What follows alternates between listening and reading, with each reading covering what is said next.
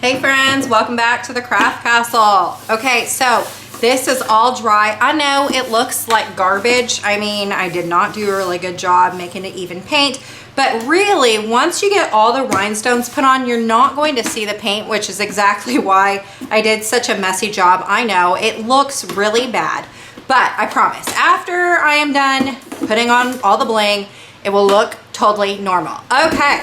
So now for this portion of the project, which I'm sure it's going to take a couple days for me to finish, you are going to need some sort of glue and then obviously your bling or your rhinestones. I have two glues and I have two projects right here to show you the difference. Two glues here, they're both made by Super Tight. I think they are just great.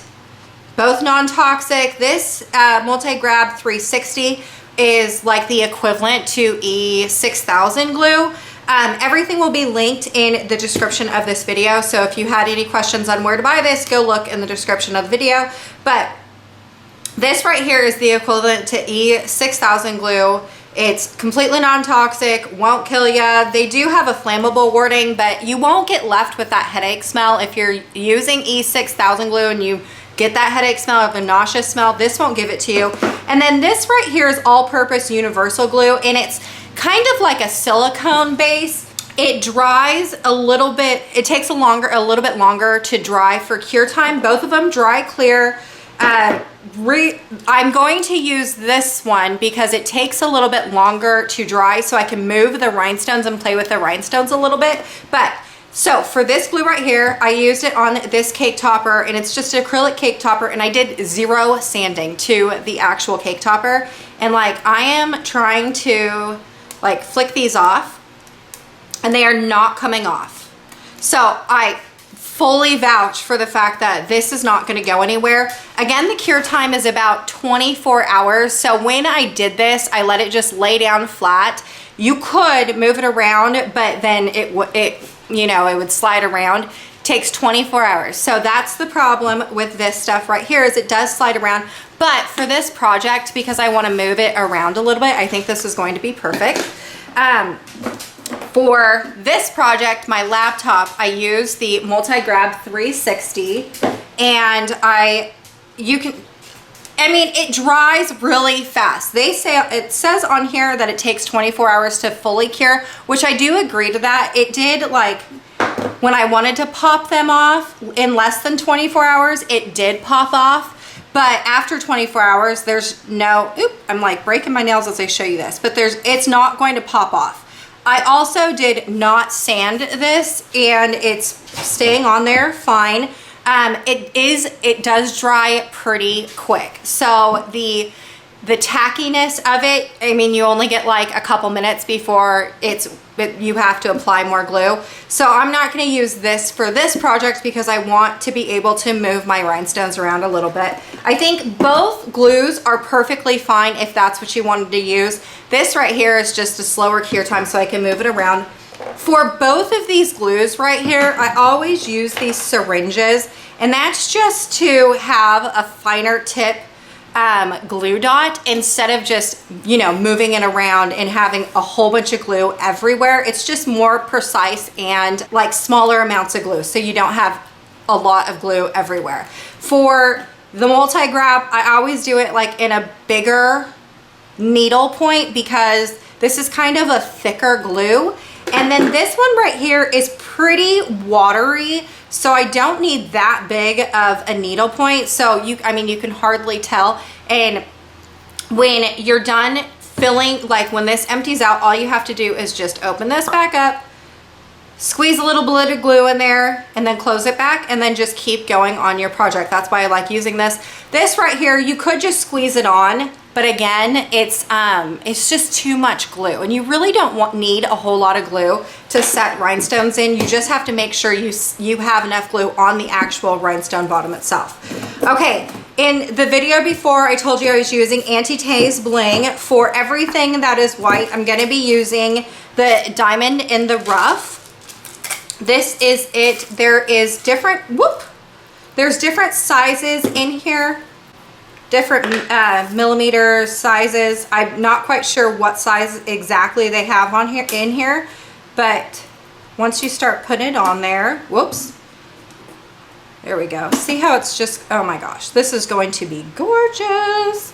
Okay, so I'm going to use everything that is white is going to be this diamond in the rough. I'm actually pretty positive I'm going to need to order another jar of this. There's no way this one jar is going to fill all this white.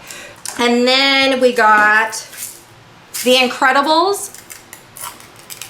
And it has a variety of sizes and colors as well. There is red and orange in here. So I'm going to use these little trays and I'm going to start separating the red and orange. And I'm going to go back and forth between the two. And then this one's Joy. And Joy has like yellows and golds in hers.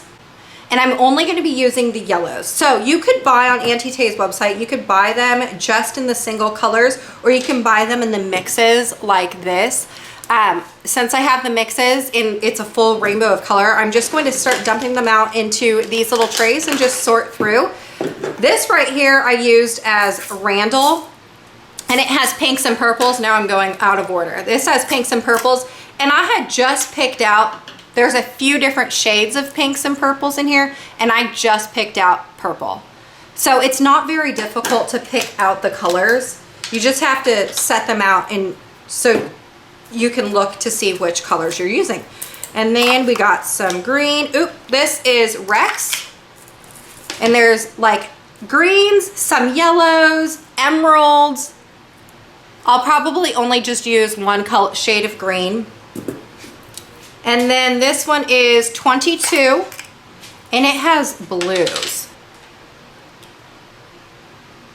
Love this. Essentially, all I'm going to do is take some of this, dump it out into these, sort them into the colors, and start gluing with my little needle and some glue. All right, y'all, let's get started. To get started, all I'm doing is filling up my little syringe with the glue that I'm choosing to use, which is that silicone all-purpose glue. Fill it all the way to the very top and then put the plunger in it. Next step is to take your rhinestones and dump them out in the little shaker trays. I only use a couple colors at a time. I don't want to get myself confused. You just put that in the tray. Step 3, just taking a little bit of glue. You don't need a whole lot. Remember what I said, a little goes a long way, and you're just doing a small little line of glue. I'm going to start on the outside border, so I'm just doing one that's going to be in the red and the white, and I'm going to go back and forth between the two colors. Next, I'm going to take my rhinestone picker-upper doodad tool thing. I know, such technical terms here.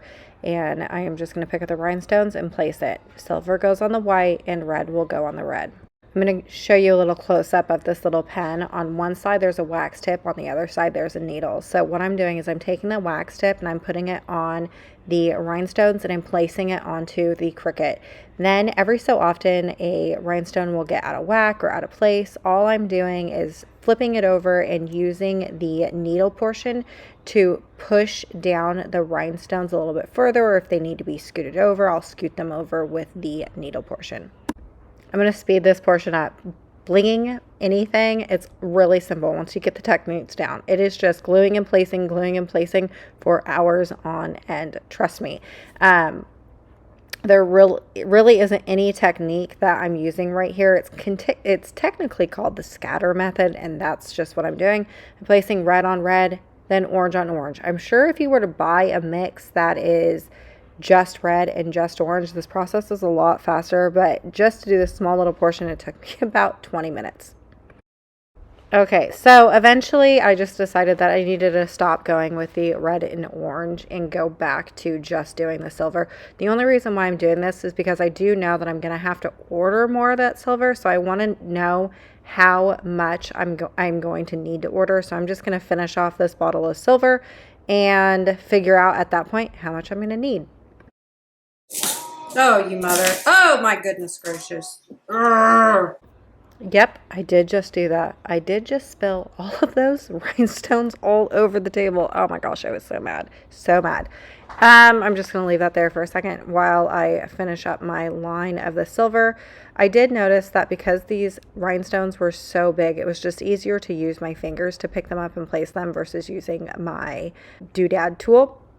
Okay, I gotta pick up all the rest of these dang jewels that I spilt and then back to finish blinging out the rest of the silver. I'm gonna run out of silver, I know it, so we're just gonna go through whatever else I have left.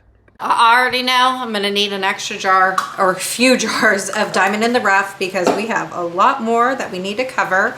But I did the entire outline of the rainbow and on the inside just so while I wait for my order for more rhinestones, I can go ahead and finish the insides of the rainbow. Already have it started right here. I love the way it looks. See how it's covering the imperfections of the paint?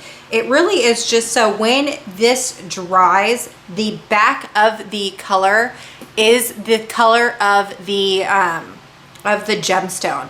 If I would have left it the way that the original color was, this was mint. So you'd be able to see mint in all of these cracks and crevices, which is what we don't want. That's why I just painted it sloppily because eventually it does get covered up and it starts to look beautiful. Now, obviously you're gonna have some abstract thinking to think because we are missing a whole lot of gemstones, but eventually this will look amazing just like this portion right here. This all will look like that as well. Same thing going down at the bottom. We're just gonna take the gemstones down just like I did here. I have determined that I'm not gonna want to open this Cricut. So I'm just taking the gemstones all the way to the crevice right here and then down here as well because it doesn't need to be open since it is just going to be a rhinestone brick essentially for my office. All right, y'all, this is done with part 2. I will see you in a few days when I get to part 3. I'm so excited to see how this ends up finishing up.